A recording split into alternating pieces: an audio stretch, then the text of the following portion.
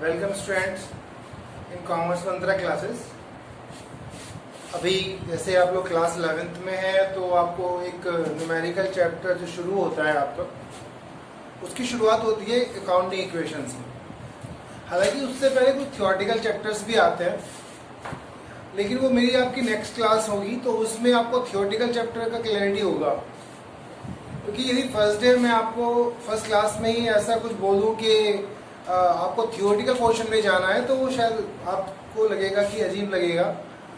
तो उसके टर्म्स को हम धीरे धीरे क्लियर करते हुए आगे बढ़ते हैं और सबसे पहले हम शुरू करते हैं अकाउंटिंग इक्वेशन में। अकाउंटिंग इक्वेशन जो होता है वो मेनली क्या होता है, जैसे आप लोगों को मैथ्स में सिखाया जाता है लेफ्ट हैंड साइड और right hand side LHS is equal to RHS। इसी तरह से अकाउंटिंग में टू वे एस्पेक्ट चलता है। टू वे, दो रास्ते चलते हैं, लेफ्ट चलता है और राइट चलता है। हम लेफ्ट को लायबिलिटी और कैपिटल कहते हैं और राइट हैंड को हम कहते हैं एसेट्स। तो इन दोनों चीज़ों को आपको प्रूव करके चलना होता है कि दोनों चीज़ें एक साथ प्रूव होनी चाहिए, और इसके अंदर हम assets is equal to liability plus capital लेके चलते हैं। अब इसी में हम कुछ बातों को याद रखते हैं। तो जो चीज़ें मैं आपको बता रहा हूँ, बैलेंस शीट होती है, उसको बैलेंस शीट होता है। तो बैलेंस शीट एक अकाउंट नहीं होता है, एक स्टेटमेंट होता है। इसके अंदर टू साइड्स आप लेके चलते हैं। इधर आता है हमारा लायबिलिटी साइड और इधर आता है हमारा amount. This is called the left hand side. On the other hand the right hand side is assets आएगा और यहाँ पर फिर हमारे पास अमाउंट आएगा। तो इसमें हम कुछ चीजें हैं जो मैं आपको बताने जा रहा हूँ।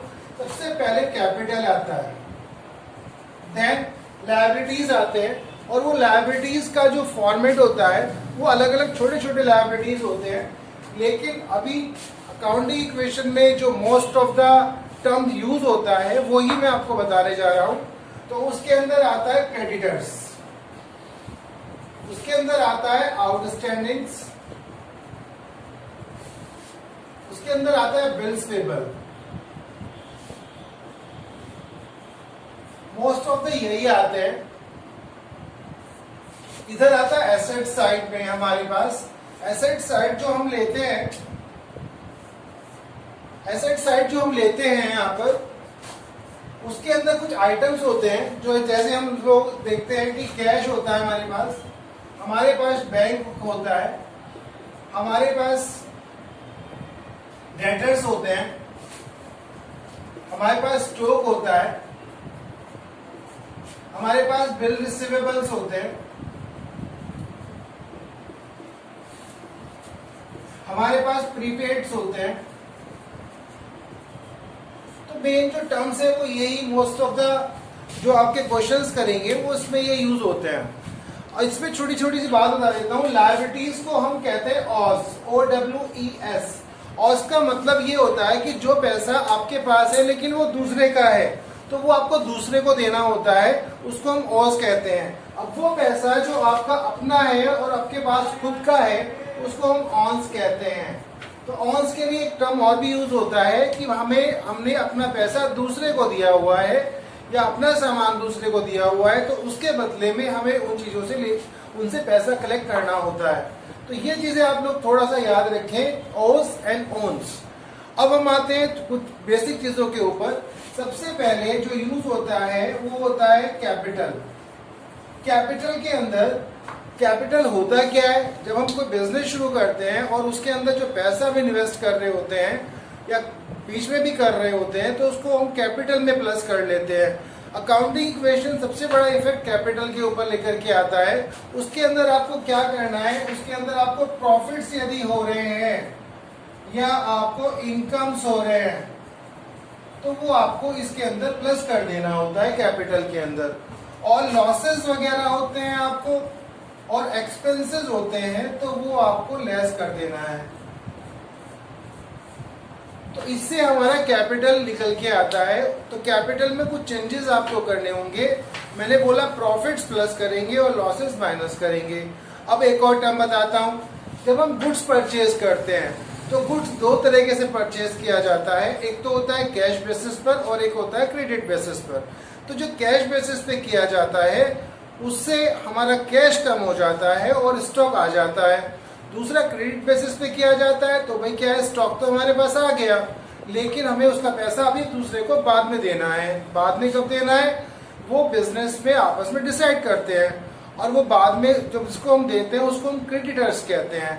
तो वो क्रेडिटर्स को क्योंकि हमें देना है, वो या हमसे बोलेगा कि हमारा पैसा वापस करो, तो उसको हम लायबिलिटीज कहते हैं। तो वो लायबिलिटीज में उसको क्रेडिटर्स बोला जाता है। तो क्रेडिटर इज ए लायबिलिटी। और इसी तरह से हम बात करें आगे सेल्स की, तो सेल्स भी हम दो तरह से करते हैं, कैश में करते हैं और क्रेडिट पे करते हैं। अब आप कैश में परचेज करने जा रहे हो तो याद रखेंगे उससे हमारे पास कैश आएगा, और यदि क्रेडिट में करने चाह रहे हो तो सामने वाला क्या बोलेगा, कस्टमर आपका पेमेंट हम थोड़े दिनों के बाद करने वाले हैं। थोड़े दिनों का मतलब होता है 1 या 2 महीने के बाद, ज्यादा से ज्यादा। तो वो हमारा डेटर बोला जाता है। तो जैसे मैंने शुरू में बोला, जो आपको देना होता है पैसा किसी को, तो वो आपका ओज होता है, और जो दूसरे से लेना होता है वो ऑन्स होता है। तो ये लायबिलिटी होता है और ये एसेट्स होता है। अब हम जैसे हम क्या करते हैं, एक वर्ड आता है स्टॉक। तो इसमें आपको एक चीज याद रखनी है कि आप जो परचेज कर रहे हो तो वो स्टॉक में प्लस कर दीजिए, जो सेल कर रहे हो उसे लेस कर दीजिए, तो बैलेंस जो है आपके पास वो स्टॉक का रह जाता है। तो इस तरह से स्टॉक के ऊपर इफेक्ट आता है। इसी तरह से मैं आपको और बताता हूं यहाँ पर, जैसे हमारा आता है डेटर्स। देखिए डेटर्स में बी साइलेंट होता है और DRS बोलते हैं इसको, डेटर्स, लोग डेप्टर्स नहीं बोलते। तो डेटर्स जो क्रिएट होता है वो क्रेडिट सेल से होता है, याद रखेंगे। इसी तरह से क्रेडिटर्स होता है, याद रखेंगे, वो क्रेडिट परचेज से होता है, ये क्रेडिट परचेज से होता है। देखिए अब हम जैसे थोड़ा आइडिया लेने के बाद एक क्वेश्चन प्रैक्टिकली करके देखते हैं, और उससे आपको थोड़ा आइडिया हो पाएगा कि ये होता क्या। देखिए सबसे पहले क्या होता है कि जैसे हम बिजनेस में पैसा लगा रहे हैं तो वो पैसा बिजनेस के अंदर आता है, क्योंकि हम बिजनेस के को करते हैं। जब वो बिजनेस में पैसा आता है तो उसको कैश फॉर्म में लेकर के आते हैं सबसे पहले। तो उसके अलग अलग फॉर्मेट भी हो सकते हैं, लाइक वो एसेट्स में भी आ सकता है, लेकिन सबसे पहले हमारे पास कैश में आ जाता है। तो सबसे पहले जब बिजनेस में कैश आता है तो उसके अंदर 2 चीजें ऐड होती हैं, कैश और इधर कैपिटल। सपोज आपके पास 1 लाख का कैश है और आपने 1 लाख रुपए बिजनेस में लगा दिया, तो वो 1 लाख का कैश आपका कैपिटल में भी 1 लाख आ जाएगा। अब यहाँ पे जो 1 लाख का है उसका स्टेटमेंट लिख देंगे, बिजनेस स्टार्टेड। अब इसके बाद जब हम ये एंट्री कंप्लीट कर लेते हैं तो उसकी जो बैलेंसिंग होती है उसको नीचे ले लेते हैं, या इसको कह सकते हैं इस वैल्यू को आप नीचे ले लीजिए। फिर उसके बाद हम सेकंड एंट्री शुरू करते हैं। उसके बाद कहता है कि आपने 1 लाख में से 20,000 रुपए का बैंक में अकाउंट ओपन कर लिया, जिसको हम ऐसे कह सकते हैं कि बैंक में हमने 20,000 का डिपॉजिट कर दिया। ऐसा कह सकते हैं कि 20,000 के बैंक में हमने डिपॉजिट ना करके अकाउंट खुला लिया। तो जो बिजनेसमैन होता है वो पता कौन सा अकाउंट खोलता है, वो सेविंग अकाउंट नहीं खोलता है, वो करंट अकाउंट खोलता है। तो यहाँ पे 20,000 रुपए का हमारा जो करंट अकाउंट खुल गया है, तो बिजनेस में से हमारे 20,000 रुपए कम हो गए हैं, तो वहां पे हम 20,000 हम यहाँ से लेस कर देंगे। और दूसरी बात, जब हमारा बैंक में पैसा चला गया तो हमारी एसेट्स क्रिएट हो गई, तो वो हमारा बैंक आ जाता है यहाँ पे। तो वो 20,000 हम यहाँ पे प्लस भी कर देंगे। जैसे हमने एक ट्रांजेक्शन कंप्लीट कर लिया या एक एंट्री कंप्लीट कर लिया, तो उसके बाद उसकी टोटलिंग कर लेते हैं। 1 लाख में से 20,000 माइनस करेंगे तो 80,000 आ जाएगा, और फिर 20,000 दोबारा से हम इसको प्लस कर देंगे, और ये यहाँ पे कोई एंट्री नहीं है तो 1 लाख आ जाएगा। अब इसके अंदर एक बात याद रखना है कि जितना एसेट साइड है उतना ही हमारा लायबिलिटी और कैपिटल साइड हो। तो जब आप एक ट्रांजेक्शन कर लें तो उसका टोटलिंग शुरू में चेक करते रहें, उससे आपकी प्रैक्टिस रहेगी। 80 + 20 1 लाख होता है, और 1 लाख ही यहाँ पर है, दोनों साइड हमारे इक्वल चल रहे हैं। अब हमारी 2 एंट्री होने के बाद हम थर्ड यहाँ पे इसकी स्टेटमेंट लिख लेते हैं, और वो लिख देते हैं कैश डिपॉजिटेड। थर्ड हमारी जो एंट्री आती है वो आती है कैश परचेज की। हमने गुड्स परचेज किया कैश में। गुड्स जो हमने कैश में परचेज किया, तो हमारे हम देखते हैं जब हमारे पास बिजनेस कर रहे होते हैं और परचेज करते हैं तो उससे हमारा स्टॉक इंक्रीज हो जाता है। तो एक और एसेट्स इंक्रीज हो रहा है, थर्ड एसेट्स हमारा स्टॉक इंक्रीज हो रहा है। सपोज हम 20,000 रुपए का गुड्स परचेज कर रहे हैं, तो 20,000 रुपए का स्टॉक आ गया हमारे पास, और तो 20,000 हम तुरंत माइनस कर देंगे यहाँ से। उसको ब्रैकेट में जब दिखाते हैं तो भी हम माइनस का ही शो मानते हैं। तो 20,000 का स्टॉक आया और 20 का हमारा कैश कम हो गया है। तो इसके बाद हम नेक्स्ट आते हैं, यहाँ पे 80 में 20 गए 60, और 60 में 20 और ले लिया यहाँ पर, ये एज इट इज हमने। तो इसके बाद हम लायबिलिटी साइड में कोई इफेक्ट नहीं आ रहा है। अब ये एंट्री होने के बाद लिखते हैं कैश परचेज, ये हमारा कैश परचेज का एंट्री हो गया। ठीक है, अब आते हैं क्रेडिट परचेज। तो क्रेडिट परचेज में क्या होता है, हम उधार परचेज कर रहे होते हैं। तो जिस बंदे से हम उधार परचेज कर रहे थे वो हमारे लिए क्या बोला जाता है, क्रेडिटर्स बोला जाता है।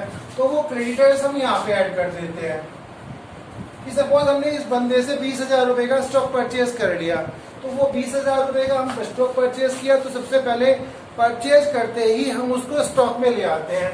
तो स्टॉक में 20,000 हमने प्लस कर लिया, और फिर 20,000 हमारा क्रेडिटर्स में आ गया यहाँ पर। तो इस तरह से यहाँ पे लिखेंगे क्रेडिट परचेज। ये केवल इंडिकेट करना होता है कि जो हम एंट्री कर रहे हैं वो किस बारे में है। अब हमारे टोटल आ जाता है 60,000 प्लस 20,000 प्लस 40,000, और इधर आता है 1,00,000 प्लस 20,000। इसके बाद नेक्स्ट हमारी जो एंट्री आती है वो आती है सेल्स की। अब हम यहाँ पे कैश सेल्स कर रहे हैं 40,000 रुपए का, तो 40,000 रुपए का कैश सेल्स कर रहे हैं, लेकिन उसकी जो कॉस्ट है वो 30,000 रुपए है। मतलब 30 का गुड्स आप 40 में सेल कर रहे हो, तो याद रखेंगे 30 के सामान आपका 40 का बिक रहा है, तो 10,000 का आपको प्रॉफिट हो रहा है। ऐसा भी हो सकता है कि 40 का गुड्स आपको 30 का बेचना पड़ जाए, तो उस केस में 10,000 रुपए का लॉस होता है। अब मैंने आपको बताया था अपना कि जब प्रॉफिट रहता है तो वो कैपिटल में प्लस होता है, और लॉस रहता है तो वो कैपिटल से माइनस होता है। अब यहाँ पर हम देखते हैं कि जो कैपिटल में प्लस होगा, मैं बोल रहा हूँ कि जो हम क्या कर रहे हैं 30,000 का गुड्स 40 में बेच रहे हैं, तो 10,000 की प्रॉफिट प्लस होगी यहाँ पर, और 30 का गुड्स 40 में बिक रहा है, तो स्टॉक भी हमारे पास से कम हो रहा है, तो हमें स्टॉक में से भी माइनस कर लेना है वो। और दूसरी बात, हमारे पास 30 का गुड्स 40 में बिक रहा है, मैं रिपीट कर रहा हूँ, तो वो 40,000 हमारे पास कैश आ रहा है, तो वो 40,000 से हम कैश इंक्रीज कर देंगे। तो हमने क्या किया, हमने प्रॉफिट ऐड किया, हमने क्या किया, हमने स्टॉक माइनस किया, हमने क्या किया, उसके बाद जो हमारे पास कैश आया वो प्लस किया। अब इसके यहाँ लिख देते हैं कैश सेल्स। अब इसके बाद हम टोटलिंग कर देते हैं, तो वो 1,00,000 तो ये हो जाता है, और 20,000 ये हो जाता है, और 10,000 हमारे पास कैश ये रह जाएगा स्टॉक। इधर हमारे पास 1,10,000 हो गए टोटल, ये दिस प्लस दिस, और 20,000 यहाँ पे आता है।